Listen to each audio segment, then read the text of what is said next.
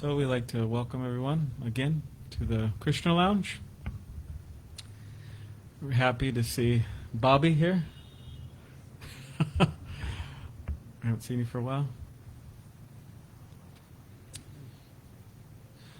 So I'll just offer a mantra, a prayer to my spiritual teacher before we begin.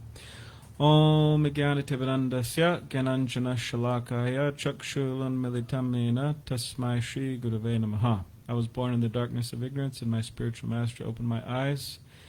With the torchlight of knowledge, I offer my humble obeisances unto him. So yes, this will be a short presentation. So I humbly ask everybody to pay close attention, because if you don't pay close attention, you might just miss it because it's short. I don't know if you've had that experience. Sometimes maybe you're talking with someone, or anyways, you could easily miss something if you're not paying attention. So according to the Bhagavad Gita and other such spiritual texts, we're not the physical body, but we're the soul, that which animates the body. Hare Krishna to you too. So now, although in material existence there's something going on which is called the bodily concept of life.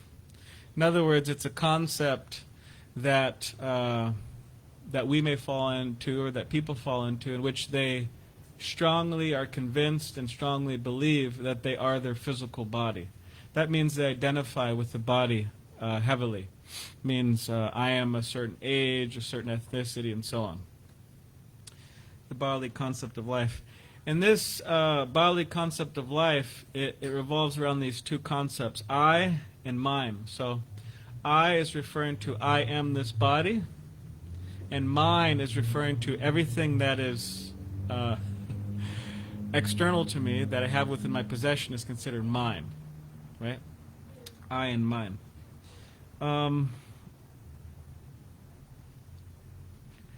And much of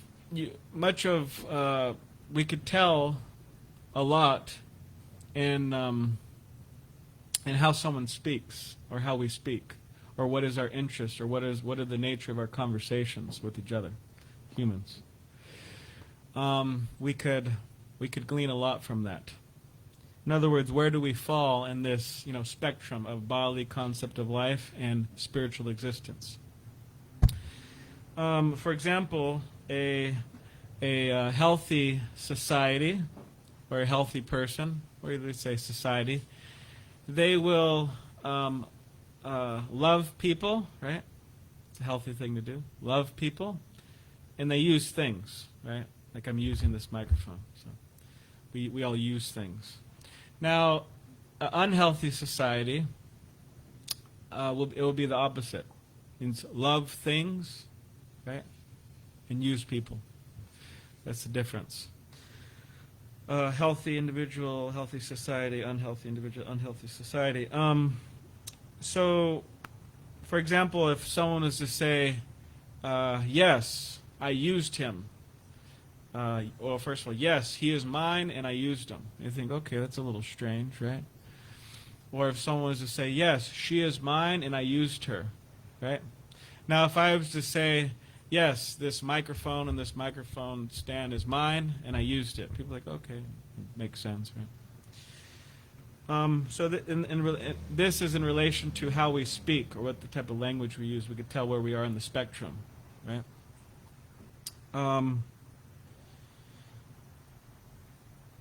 So, and this whole bodily concept of life, it could actually become very, very ugly.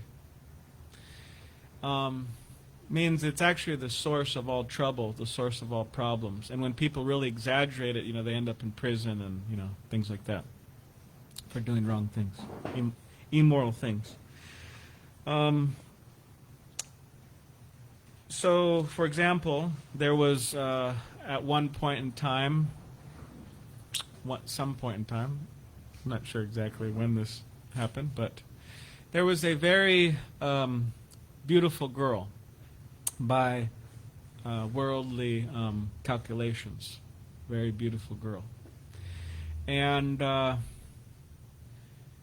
she always had men, could say, harassing her, always wanting to, always trying to hit on her or whatever,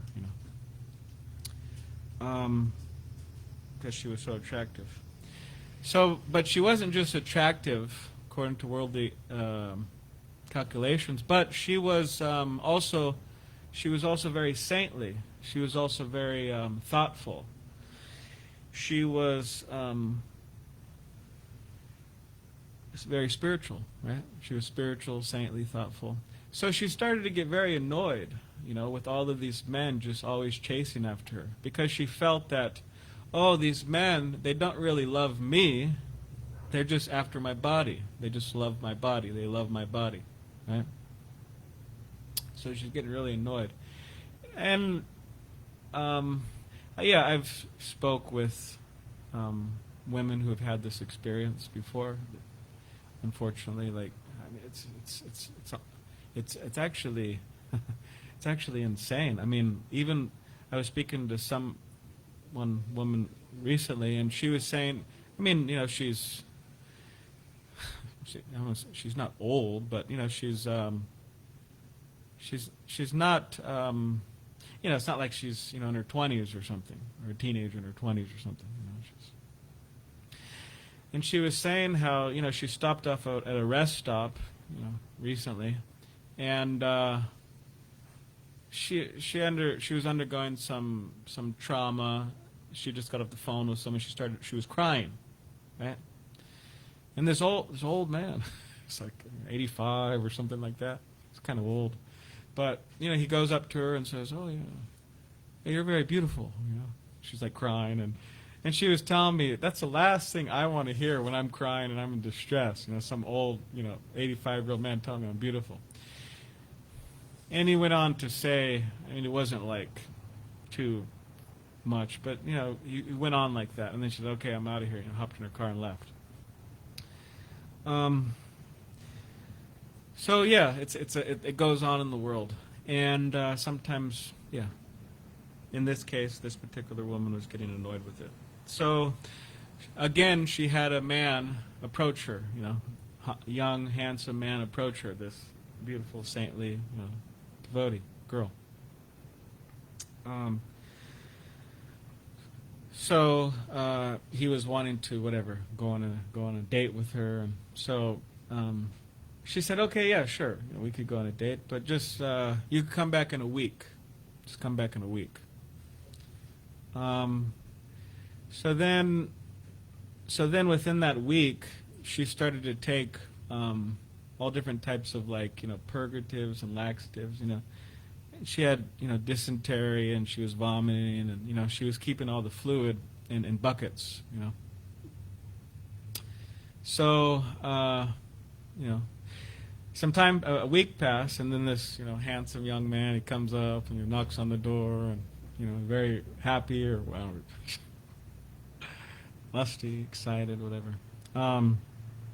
So then this girl, who he was going to see, beautiful girl, she opens the door, and after all of her taking of these things, and she became very emaciated, her the color of her skin changed, and so on. So she opened the door, and the guy was, oh, who are you? And then she said, oh, well, we have a scheduled date, and here I am. So then he went on to say that, oh, that you're not who I'm supposed to meet. Where is she? She says, no, here I am. And he said, well, why are you, you didn't look like this before. A week ago you looked much more beautiful. And she said, oh, you want to know where my beauty is? And he said, yeah. She said, oh, it's back there in the buckets. Anyways. So, I don't know if anybody wants to try that, but some of you may like that story, some of you may not. Some of it may you'd be neutral, but whatever. I just told the story. Um, huh? Yeah, I said it. So, what everyone wants to think about that. But she was trying to teach this guy a lesson that you're just chasing, my material beauty, which, by the way, is it's fleeting. I mean, the body changes. May not change as that quick, but slowly it's changing. People get a little wrinkle or get a little gray hair, something it's changing. And unfortunately, people, due to the influence of the false ego or the bodily concept of life, they really identify with the body, which means whatever beauty they may have, or whatever conception of themselves they may have. But a lot of the times people identify with their external body, which other people see as beautiful or handsome. And then as time goes on, the body changes. Right? Can't deny that one. But these people who so identified with the body, and a lot of them are, the rich and famous, we're not going to use any names, but the rich and famous, who practically in so many ways are rich and famous a lot of the times, due to their external beauty and also maybe their little charisma they have, whatever. And there's been so many cases in which men, women, they've literally hidden themselves in their house, in their houses, in their mansions, right, in Hollywood or wherever they are. Why? Because they don't want to go out. Why? Because they're not recognized anymore for their beauty, their beauty. Or their handsomeness, is that a word? Handsomeness? So best not to identify. Best not to identify. Why? Because we're not the body, we're the soul. And this is what this girl was trying to teach this boy. That, yes, there is such a thing as external beauty. But again, it's fleeting, but the real thing is the internal beauty. In other words, the internal joy, the spiritual happiness that we can obtain by getting off of this bodily concept of life and entering into spiritual consciousness or existence, which is far better.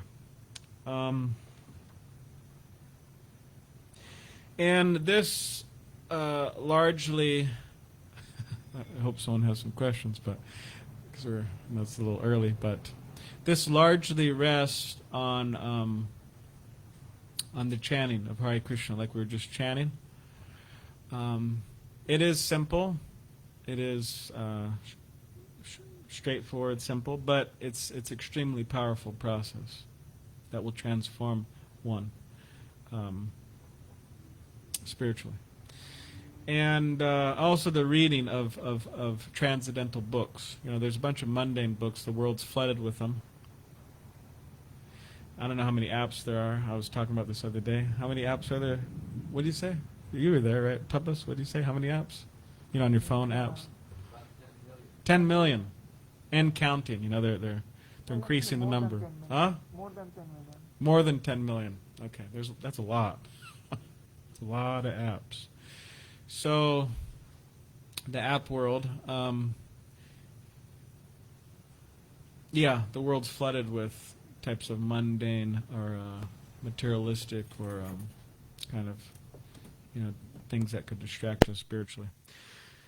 But there is such a thing as transcendental wisdom, transcendental literature. We have some on the back table where those two men in the white are, back there. They'll be putting on orange soon, by the way. So, accepting monkhood. We'll have a whole ceremony actually at the temple. When is it? July 11th.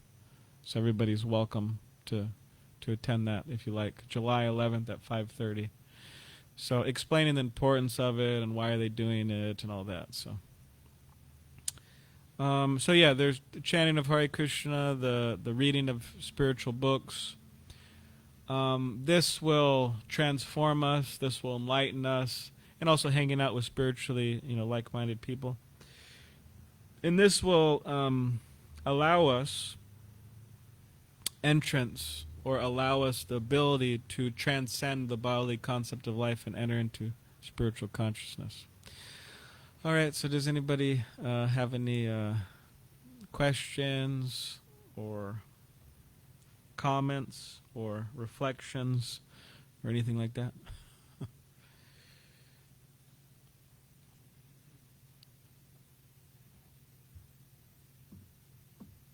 What do you think? Yes. Okay. I know he had a question when I gave the talk at the Sunday feast, so I was thinking he also had a question now. How does one approach a relationship of initially instigated by physical attraction then? How does one approach? Yeah, how does one approach that? Well, you may not approach. Okay. Just don't approach. Okay. I'm just joking. That's fair. That's there, but means that you may not or we may not means, in general, we may not approach. Well, I mean, within these types of relationships, there should be, now of course you say should, but anyways, you're asking me the question, I'm just, speaking from, this tradition, but according to this tradition, there should be there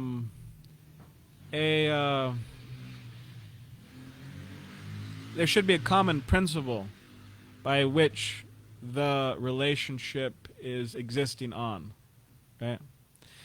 And that common principle should be spiritual or spiritual life. That should be the center. Where you say Krishna should be the center. Krishna consciousness. And in other words, the individuals should help each other advance spiritually. Because just as everything and anything in this world can be a cause of spiritual downfall or a cause of spiritual upliftment, similarly these relationships work like that as well. Just like a knife, right? It's neutral. Like we made dinner tonight. Damodar Kumar Prabhu and others made dinner. Maybe just him, but and others they cut up, right? So there's a whole process. Okay, cutting up vegetables, and you could use a knife for that, or people could use a knife to rob someone or something like that, or in the hands of a surgeon, right? A knife or what do they call it? Scalpel, yeah, scalpel. It could save one's life, right? But hands of somebody else, it could take one's life. So much of the world's like that, in our relationships and everything. The relationships can be uplifting, but they could also be very drag us down. So it is true that, practically speaking, within these relationships that we're talking about here, like you're talking about, if I'm physically attracted, okay, how do we approach that? How do we approach that situation or that person? Or yeah. One last thing I was going to say about that was that. Anyways, you could ask. Detachment from the. Oh, sure. If at a certain point one becomes attracted to other qualities, should one be detached from the physical characteristics? I'm unsure as to where the line stops. Yeah. I mean, as far as I could see and understand, it's practically non-existent for people not to be attracted physically on some level. Means people enter relationships, and as far as I could see, even in spiritual circles, there are elements there of people being physically attracted to each other. But of course, if that's all it is, that's called lust. And people say, "Oh, what's wrong with that?" Well, people may not think there's anything wrong with that. But at least from the spiritual side, it's that lust it's also translated. It's not just sexual attraction. It's also translated into selfishness. That's what lust is born from: selfishness. It's this principle of I and mine. That I am this body, and everything in my existence is meant ultimately for my enjoyment. But what about when we talk about love? It's real, but it's based on selflessness. It's not based on, okay, how can I enjoy you? How can I exploit you? How can I use you for my material, lusty purposes or my selfish purposes? So, on the basis of lust, people do get together, but practically a lot of them don't stay together because that's all it was based on, just that physical attraction. So, yeah, I'm sure there's plenty of relationships based on that, but they don't last, right? So that answers my question. Thank you. all right, thank you. Because if it's just based on that, then people, they get together, then they kind of realize, maybe they realize who the person is and what they stand for. Maybe they just don't like it. So, anyways, Hare Krishna. Yes, Damodar Kumar Prabhu. I guess the question would be how deep we would want our connection to be with that particular person. Just to expand on what Balarama Prabhu was saying, just to throw in some things. It could be, to me it doesn't seem that substantial, that if you're merely just attracted to somebody due to external attractions, qualities, that it seems like it's very shallow, and that we see it all the time, but we see a lot of pretty girls or pretty guys or handsome guys who have all the external qualities of physical attraction, but don't really have the inner beauty. And then we see the opposite, right? People who have the most beautiful qualities, but externally they may not be the most good looking. And then sometimes we see people with both. But I think essentially for something to be sustainable, a relationship that's has a firm foundation of being attracted to somebody based on their qualities, their character. I feel like in the long run that's something that would be much more sustainable. Yeah, thank you. Yeah, they say that for whatever reason they use a man, so nothing against men out there. I guess I'm also in that category, maybe. Maybe. Spiritually I'm not, but I guess materially speaking. But they say a man, a handsome man, anyways, the quote is, all right, forget whatever I just said. A handsome man who has no good qualities is like a rose that doesn't have any scent. Now, of course, roses are beautiful. We have some roses here that very attractive and beautiful. But when the real thing that makes a rose, it has a nice scent, pleasant scent. So yeah, it says a man, handsome man has no good qualities, like a rose without a scent. So we should try to anyways, kind of tangent off of this, is we should try to develop those qualities, because actually, whether we try or not, engaging in spiritual life or chanting Hare Krishna, like we're doing here, it actually awakens, the soul, and then all those natural good qualities manifest. Not that we're trying to get those qualities so we could, attract people or this and that, but we should want to be in sync with reality, or we should want to reach our full potential, which part of reaching our full potential means reaching our full happiness, which means our natural good qualities manifest. Bad qualities means that they may be there, with selfishness and different things like that, but those are just causes of suffering, actually. So if our good qualities manifest, those are causes of happiness, because, right, instead of selfishness, it's selflessness that's developing, which is a natural good quality, and it brings happiness, actually, and so many other qualities. So, because those qualities, it means it's not that just, oh, I'm a greedy person, right? For example, I'm a greedy person. But that greed manifests externally.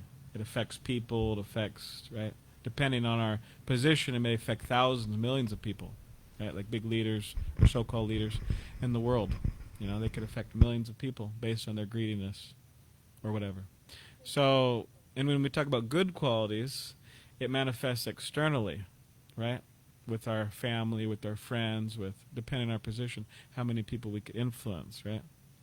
So best to have good qualities, which people say, oh, well, what's good, what's bad? Well, we could discuss that sometime.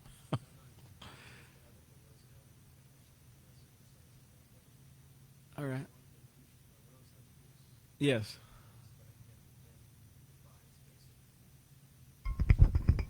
I said yes.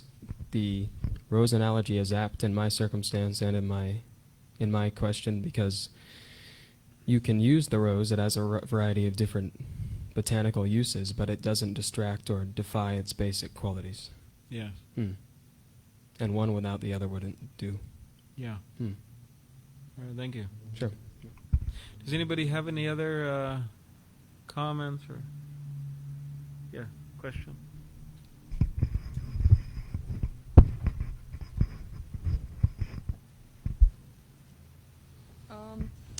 I guess my only comment was that, like, lately I've sort of come to, like, a conclusion that, like, every relationship, whether it's a friendship or a romantic relationship, should be,